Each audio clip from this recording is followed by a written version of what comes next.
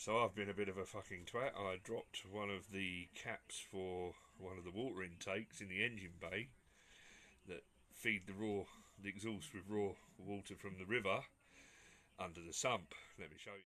So this is one of my water intakes that feeds the exhaust for the boat. As you can see, without the cap on it, it keeps leaking, and that's even with the valve shut off. So if I open up the valve, hang on. If we open up the valve, there we go. You get a lot of water coming into the boat. You don't really want that. Let's close that off. Yeah, so, where are we? Shut that down again. There we go.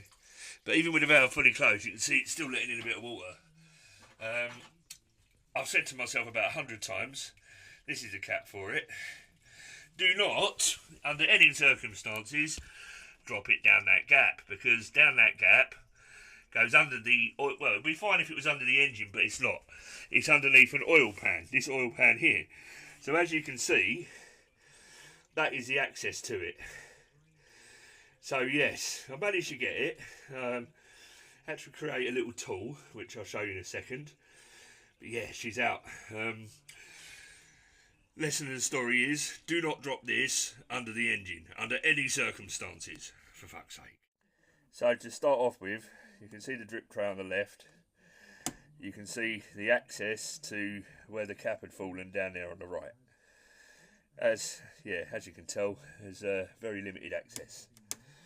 So, I started off with this thing, a bit of copper pipe, with a hook at the end, and obviously the cap to the water inlet fell right into the middle of the engine bay. Of course it did.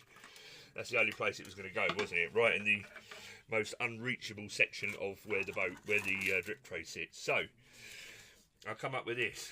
This is a bit of bendable. Well, actually, what is it?